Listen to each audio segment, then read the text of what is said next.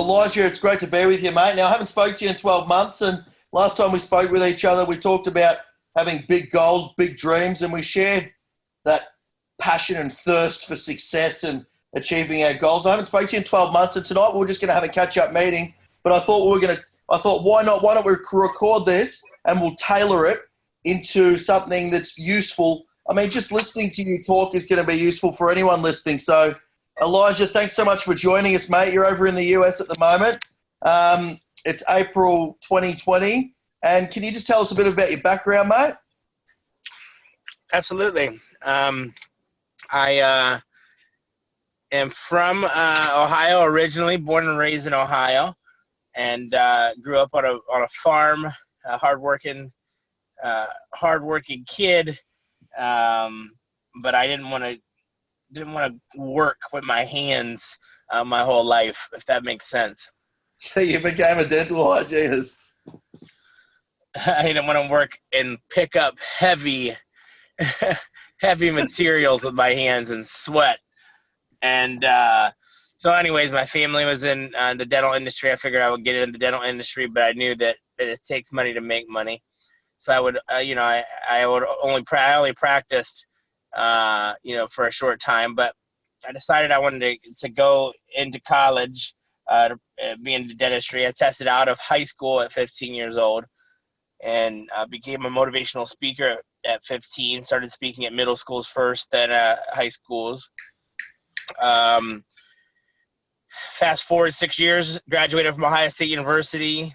That's 2009. Moved to the islands of Hawaii, started my very first business. That business was my first of now about 17. What business was that? It was a dental staffing agency. Yeah.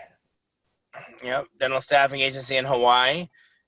Expanded it to all of the islands of Hawaii, and started a few other businesses out there. Moved to Vegas. Started speaking in dentistry as well.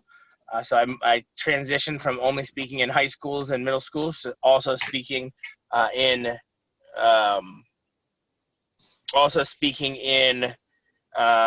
dentistry. Started speaking for Invisalign first, and Invisalign spoke for them probably about 50 cities, and then transitioned to speaking. Got recruited from Straumann.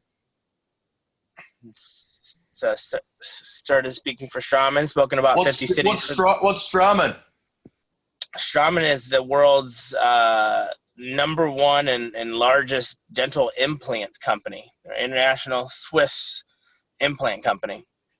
So you've run an employment agency, essentially, helping employ staff in dentistry. Then you've also worked for Invisaligns for orthodontics. They do clear kind of braces and implants. Well, there's a ton of missing things in there. I'm just speeding through because this could be a 40-hour podcast. But basically, I'm just telling you about my speaking career in dentistry. So I never worked for them. They just basically, when I was running multiple businesses, I would go to a city and I would speak at night, and they would pay me to speak for 2 hours to their group of dental professionals while I was there, right? And so I was never an employee of theirs, technically. They just paid me an honorarium to go speak on their behalf. And so then in 2016, I went independent. By 2016, I had started about, I don't know, we'll say 8 to 10 businesses, something like that. I went independent as a speaker, and I started a business a year prior called Smiles at Sea.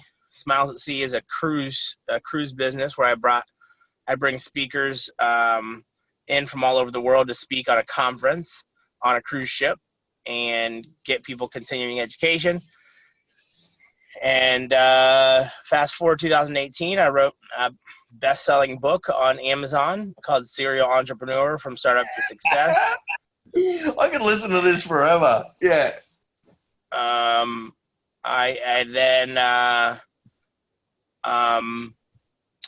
tapped back on my my speaking so much. I stopped speaking in dentistry so much, and I focused more back to speaking in the high schools. 2019, tried to pivot to basically switching from speaking to one high schools to gearing up to speaking to 10 to 20 high schools at once. So I started a nonprofit called the Ladder of Life, and the Ladder of Life is that is essentially the new season for 2020, which got kind of taken to a halt with the coronavirus. So we'll be kicking that off then towards the end of 2020. But 2019, I dropped about 70 pounds and was focused on me and getting in the best shape that I could be. You're looking good, brother. You've lost weight since I spoke to you last. You're looking good. I've been seeing photos you've been posting up at the moment. Training hard, yeah? Oh, yeah, definitely. How's the diet going as well? Oh, yeah, everything's good. Diet's good. Life is good. Killing it. Yep. And so, what's that? Yep. Mm-hmm. Tell us about that. Yes. So about being a dad. Yeah. How's it going? Have you just got? Is it one child you've got? No, I have a second one now. She's about to be 1 year old here in a couple of weeks, and a 5-year-old. Yeah. I remember. I think. Yeah, it was all because. I think your child had just been born since I spoke to you last. So a very busy father of two. Yeah. Can you share with us a difficult time in your life that you feel comfortable sharing? A really difficult time in your life that was challenging for you, and to tell us about the experience emotionally, what you went through, and what you did to overcome it and your mentality to overcome it. I mean, I've been through 2 extremely difficult times in my entire life, but I'm glad I can count them on 2 fingers. I guess I could probably tell you the one that was most recent, that just happened during this quarantine time. First, I guess I go back to the first one. First one was when I was about 21 years old, and I had my entire career, my football career, ripped from me early on in high school, and I had to take the academic route instead. I then went to Ohio State, and they had told me this whole time that I had been overdiagnosed, and I could have played football all along. I went into like the worst state of depression. I went into my room and didn't come out for like 4 days. It's probably the most rock bottom ever. And then, recently with the coronavirus, about a month ago, I got ultimate rock bottom for sure. When you have multiple businesses and your businesses are essentially, you don't work in them, you work on all your businesses, and you have a ton of people that are dependent on you, and they're not just depending on you, for themselves. They have families, right? So you got a lot of people depending on you to put food on the table for their kids and their families. And so you almost feel like you have the weight of the world on your shoulder.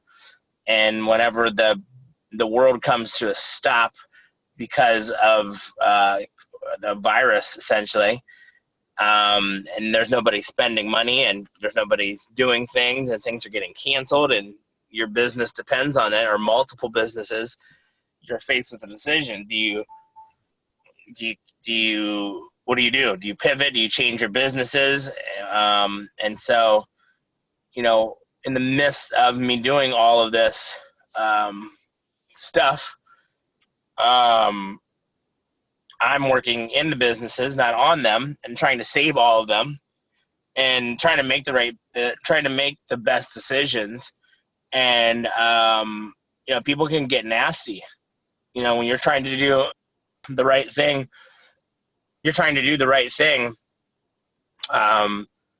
and people don't really understand what's behind the scenes. People can get nasty and be very hateful and mean, and it can be tough. And I had an option: do I sit around and pout, mope, or do I stand up and move forward and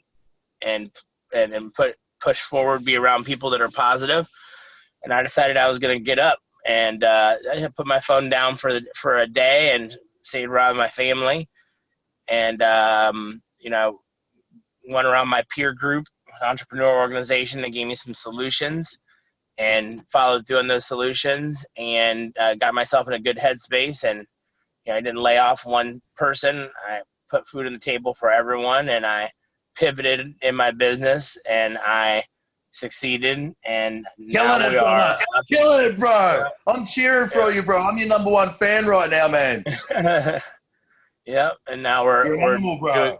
we're doing good, and we're gonna set ourselves up to have the best third and fourth quarter of the year, and the best year will be 2021. Have the best comeback. Killing it, bro. Killing it. Stronger than ever. I can see it in your eyes, bro. I can see the focus in your eyes. I can see the concentration. Pure deliberacy, purpose. Everything's deliberate. Yeah. So. Power to you.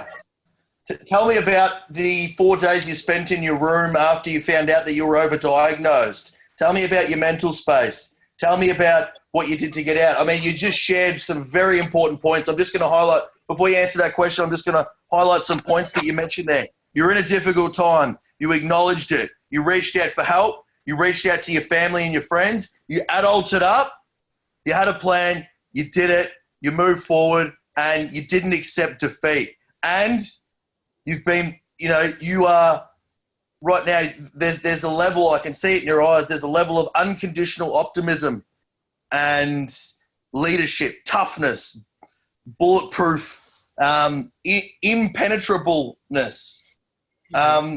So there's some fantastic adult actions, real life by a real success and a real entrepreneur about how to get through some difficult times. So tell us about that emotional state after that 4 days, what you did, how did you deal with that as well? Well, you just combined two stories. First off, the 4 days in my room was when I was 21 years old. I'm 32 years old now, so this is almost a decade later. So those are two different stories. So we go back 11 years. Well, that's not 11 years. It'd probably be about 12 years. I was 20. I love you, man. 22. And so I go back to that room at 22 years old and how I was feeling. It's almost like you feel like the wind just got knocked out of you, and you don't care to go out of the room because there's no point. Like, you don't care. And so you just stay there, and it was like your purpose is gone, right? Yeah. And so like I was, my big thing is like I felt like I was born to play football and wrestle, and that got taken completely away from me. Like, I had full ride scholarships, that were sitting there that was waiting for me. To go to college. And even though I did get a full ride scholarship for college for academics, I had a full ride scholarship waiting for me for sports. And I loved sports. I mean, in high school, I was that guy, like captain of the team and scoring touchdowns and going to states every year for wrestling. And to get that completely pulled from you at the beginning of high school is detrimental to a kid who that's what his life is. He's that guy, especially when you're the only black kid in an all white high school. Okay. Yeah. And that's what you're bringing to the table. You know what I mean? And now that kid can no longer play sports for you. So how does he fit in anymore? And so when that's ripped away from you at that fragile age, it's like the worst thing ever. Then when somebody comes to tell you 4 years later, hey, you know that doctor that told you you couldn't do it because your top vertebrae was fused to your skull, and then those 3 doctors after that were your second opinions, those were the specialists. They told you also couldn't go because it was too big of a liability. Well, they didn't tell you. They told you that you couldn't go because the first doctor told you and the second doctor told you, and it was too risky. They really didn't look too deep at your x-rays. They see that you were a kid. They didn't want to risk it. They didn't want to risk their license. They didn't want to have that riding on their name. So they told you no. But actually, your neck is stronger than most people's neck in this place. You could have been playing all along. You were overdiagnosed. To know that your entire career was completely ripped from you, and everything that you knew, that's a kid. That's your entire career gone. It completely eliminates you. It was the worst feeling ever. So all that was going through my head was, I do not want to get out of this bed. Like, I don't want to get out of this bed. I'm not hungry. I don't want to get out of here. I have no reason to leave this bed. It was complete depression. And so, it comes a point to where you just have a choice. Do you stay here and stay in the state of depression forever? And do you drop out of school? Do you give up on life? Like, what do you do? Or do you have a bigger purpose? And I felt like my bigger purpose was to go and tell my story. And I had a bigger purpose, and it wasn't sports, because if it was sports, I would have been doing that for 4 years. And so I had a choice, and I had to pivot, and I had to get up, and I had to get out. And so that feeling was a feeling of hope and of need, of people needing me. So I got up because I knew that it wasn't just about me. It was about helping other people. It was a similar feeling that I felt just last month, because I'd never been in that place ever. Feeling of rock bottom. It was the worst feeling that you could ever be in, when you have multiple people that are really bashing you, for things that you can't help. And meanwhile, your world is crumbling down, and you could sit there and watch the walls of your world crumble down with your people inside of it, and, pout. Or you can get out the cement and some new bricks, and you can go build a new house, or you can patch up those walls, and you can support the people that are in those houses, or you can move and relocate those people to a new house. And I chose to relocate those people. And now the people are safe, and they're going to be built in the best structured walls around them, because I had a choice, because the people needed me. It wasn't about me, it was about them. Yep. You had a choice as to how you would respond to adversity. And everyone has a choice. Everyone chooses. It's your choice whether you choose to be offended or complimented. It's your choice how you interpret things. And it's your choice how you to apply it.